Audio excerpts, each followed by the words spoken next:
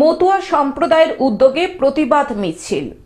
২রা ডিসেম্বর সন্ধ্যায় all India Matua সম্প্রদায়ের উদ্যোগে বাংলাদেশে সনাতনী এবং অন্যান্য সংখ্যালঘু সম্প্রদায়ের ওপর নির্মম অত্যাচারের প্রতিবাদে নিউ টাউনের গৌরাঙ্গ নগর থেকে ভিআইপি কেষ্টপুর পর্যন্ত একটি মহা মিছিলের আয়োজন করা হয়।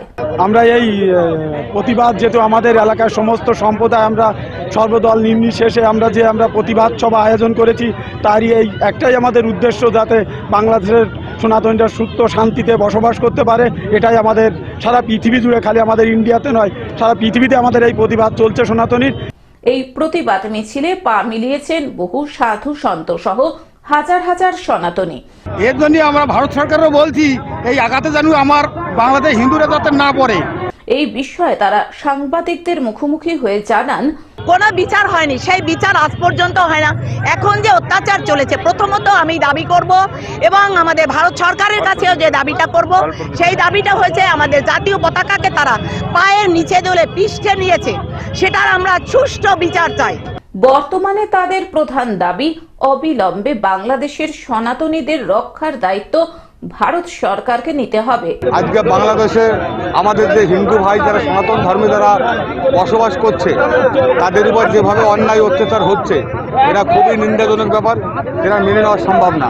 তাহলে আমরা সনাতনী ভাই যারা আছি, বাংলাদেশ সরকার আমাদের লাথি মারছে এবং ভারত সরকারও আমাদের লাথি মারছে। তার কারণ ভারত সরকার একবার বলবে এনআরসি, এই এনআরসির মানে তো আমরা কিছুই বুঝি না, কারণ আমাদের ঘর বাড়ি পুড়ে গেছে, আমরা কোনো কাগজপত্র আনার সুযোগ পাই নেই।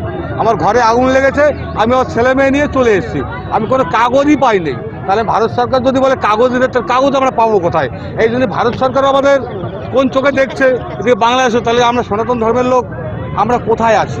এবং বাংলাদেশি কট্টরপন্থীর তরফ থেকে এভাবে যদি নির্মম অত্যাচার বাংলাদেশে সনাতনীদের উপর চলতে থাকে, তবে আগামী দিনে তারা দেশব্যাপী বৃহত্তর আন্দোলনের পথে নামবেন এবং এর শেষ দেখে ছাড়বেন।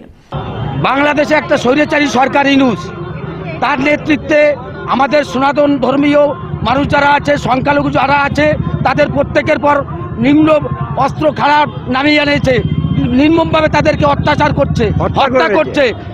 ইসকনের প্রভু চিন্ময় তাকে একটা মিথ্যা মামলায় তাকে জেলে রেখেছে, তার মুক্তির দাবিতে আজ আমরা পথে নেমেছি। নিউ টাউন থেকে অনির্বাণ দত্তের রিপোর্ট, গ্লোব নিউজ। এখন থেকে গ্লোব টিভি দেখুন আপনার স্মার্টফোনেও। গুগল প্লে স্টোর অথবা অ্যাপল স্টোর থেকে ডাউনলোড করুন গ্লোব টিভি লাইভ অ্যাপ। এছাড়াও জিও টিভি অ্যাপ থেকেও দেখুন গ্লোব টিভি লাইভ।